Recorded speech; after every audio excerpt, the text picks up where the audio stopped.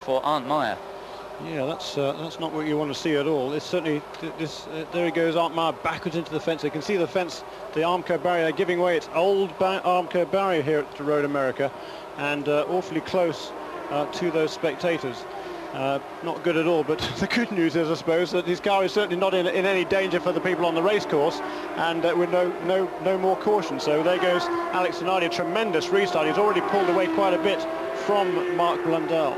Yeah, it's not looking so good for Blundell. Remember, Zanardi was hounding Blundell in the latter part before we got the last yellow flag, and now he's really putting his pace to good use. Let's see what the lap time is. Of course, it was from a start behind the pace car, but even so, they were pretty much flat out as they came up the hill. It's a 1:48.030, 1:49.391 for Blundell, and a 1:51 for Guterman, a lot slower on that opening lap.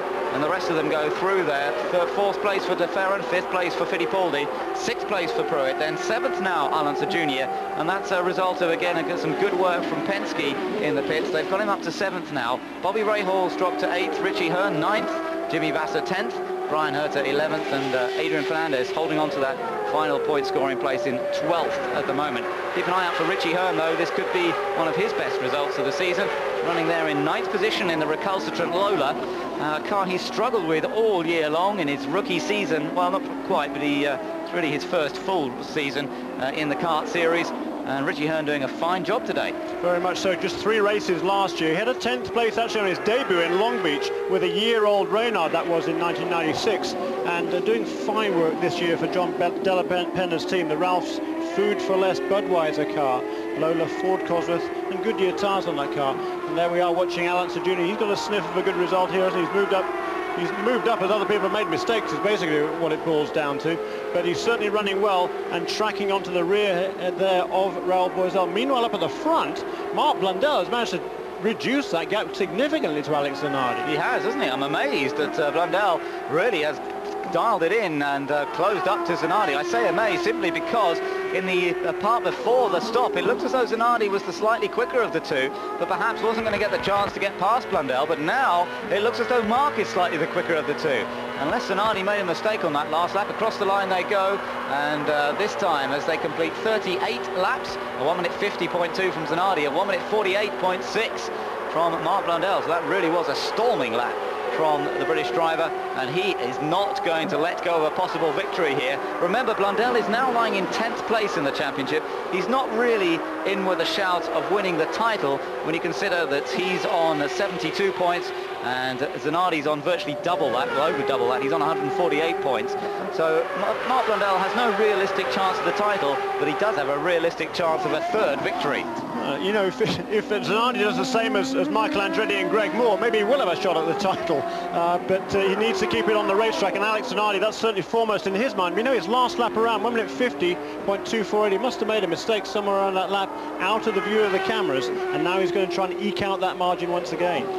So far they're keeping fairly constant. You can see Mark's trying pretty hard though, late on the brakes. And I tell you what, I was watching out on circuit a few places on Friday. Mark Blundell was as late as anybody on the brakes, down into both Canada corner and into turn number 1. He had that car very deep into the corners before he was on the brakes, looking very confident with its behaviour under braking, and that's certainly making up some ground for him.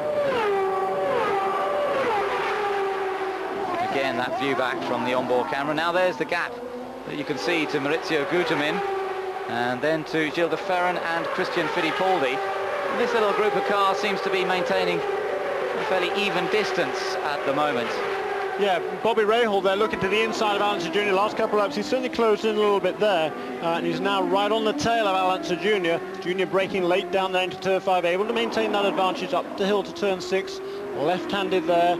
There is Gilles de Ferran through turn 8, Christian Fittipaldi, Scott Pruitt, and there is the battle behind them, Alonso Jr. and Bobby Rahal.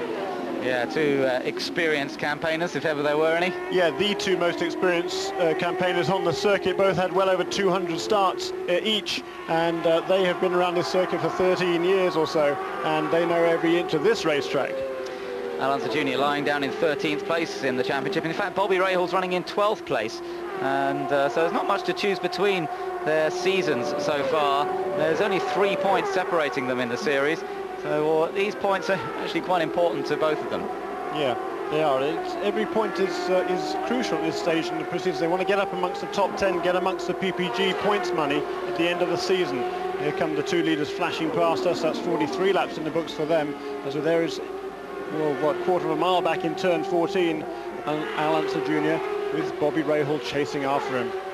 So they come up to complete another lap. The leader's already gone through, of course. Alex Zanardi did a 1:46.3 on the last lap, but again, Blundell closed the gap. He did a 1:45.892 as Rahal gets as close as you'd like to the back of Al Unser Jr.'s car. And Blundell was just 0.6 of a second behind Zanardi last time round again. So again, we're seeing this gap constantly changing. Neerberg gets out of the way, thankfully, and Unser and Rahal go through safely.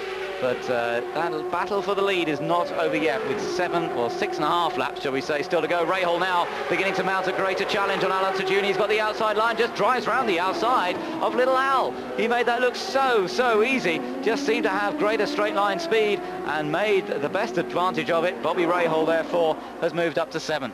Pretty racy, wasn't it? Rahal, a great run last weekend up at his home circuit at Mid-Ohio, and moving up again here now to 7th place ahead of Al Unser Jr.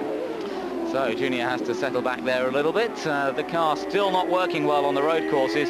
What a great car it was on the oval tracks for Paul Tracy earlier in the year, but it just doesn't seem to work when you have a combination of corners as you have here in Road America. And it's a bit of a surprise, really, because they usually have a good car set up for this racetrack. Nearly always gone well in the past here. But that doesn't seem to be the case this weekend. And of course, we lost Paul Tracy right at the beginning of this race when he was flipped upside down in an incident with Guelta Sales. No chance to score. Now there we're looking at Richie Hearn. We mentioned him earlier, but he's dropped back a couple of places. He's now down to 11th. He was running as high as 9th at one stage. He's got passed by both Jimmy Vasser and Brian Herter these last few laps. And actually Herter also has moved past Vasser. So Herter is now in 9th place. Vasser is 10th, and there is Richie Hearn, 11th place for John Della Penna's team. Yeah, good to see him going well, and we switch now to Gilles de Ferran, who's running in 4th position. And after one of the most consistent runs of the championship, Gilles de Ferran a little disappointed. Lost a couple of potential places last weekend in Mid-Ohio when he had a spin in the pit lane. It was a bit of a tangle when Greg Moore came out of the pits at much the same time as he did, and Gilles ended up finishing down in 6th place. Which is a shame because he's had a good run of podium finishes in recent times. But once again, he's doing the job here. He's the first of the Goodyear runners. And just in the top left-hand corner of the screen, you can see if they finish where they are now, Zanardi would be up with a 40-point lead over de Ferran, who would move ahead of Tracy in the points. So still a very important 4th place at the moment, this, for Gilles de Ferran. We're just coming back to the tyre war. And if Zanardi, Blundell or Gugeman win today, Jeremy, it will actually be the first time that Firestone have won on this circuit since they came back into the series. That's true. It's certainly been a Goodyear racetrack in the past, but here we are, Firestones on the 1st place car, the 2nd place car and the 3rd place car. So Gilles de Ferran in 4th, the best of the Goodyear runners this afternoon as we're on board there with Christian Fittipaldi.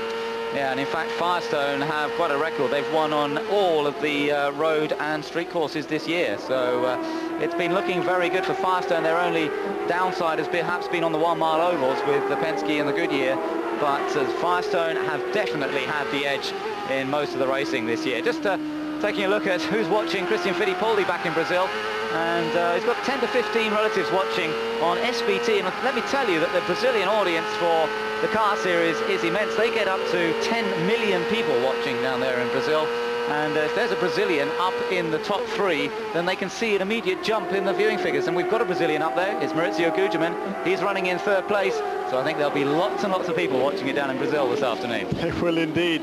3rd, 4th and 5th, all Brazilians, Gugeman, de Ferran and Christian Fittipaldi. So we've had a couple of them out of the race tangling together. Of course, Ribeiro and Boisel tangling, and they're out of the race. But these 3 young men upholding the Brazilian honour in their stead.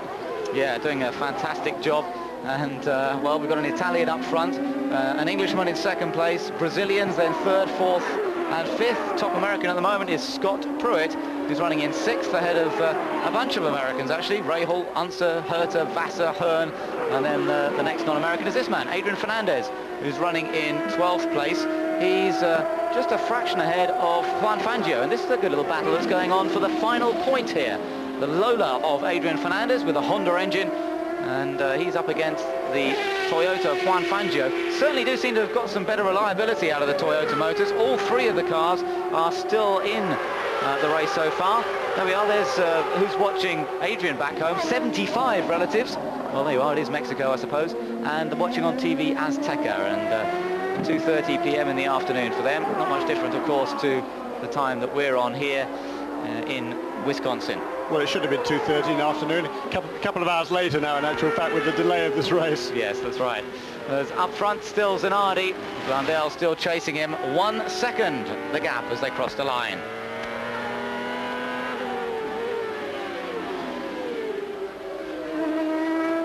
Under 4 laps to go now as Alex Zanardi continues his winning ways so far, but still a little way to go. 4 laps of this track is still 16 miles. Still fuel to think about, although they should be okay on the fuel consumption. Being pushed hard, of course, by Mark Blundell throughout this race. And it's good to see Blundell has not backed off in his chase. He's kept the pressure up every single lap since the last green flag, since he lost the lead under the pit stops when Zanardi's team just turned him around that fraction faster. But Blundell has just maintained the pressure, and Zanardi's had to keep pushing as hard as he can to stay ahead. Meanwhile, they've pulled out a 6-second lead over Maurizio Guterman in third. Yeah, driving just brilliant. There is Jimmy Vasser. He's had some problems this afternoon. He's back in 10th place in is the defending PPG Cup champion, so certainly not what he wanted this afternoon. A little tangle there with Parker Johnson. We heard Parker's side of the incident. We haven't yet heard Jimmy's, of course. No, it may be another story. There usually are two fairly diverse stories in a case like that. And Parker was moaning a little bit that Vasser had moved more than once across the track. I'm sure Vasser would have said, well, I was only taking my line for the corner. What do you expect? And they can have a little argument about that afterwards. But Jimmy's still running there in 10th place. They'll be disappointed with that after seeing teammate Alex Zanardi being in such strong form at the top end of the field. Jimmy's having a bit of an up and down season. Still, though, one of the most consistent drivers out there, both in qualifying and in racing. And although he may not quite have had the pace that Alex Zanardi has shown this year, he's still bringing the car home, which is the important thing. That's what it's all about in this sport. And there is Jimmy Vasser once again. Certainly last lap around there, 43.672. Alex Zanardi, the fastest race lap so far.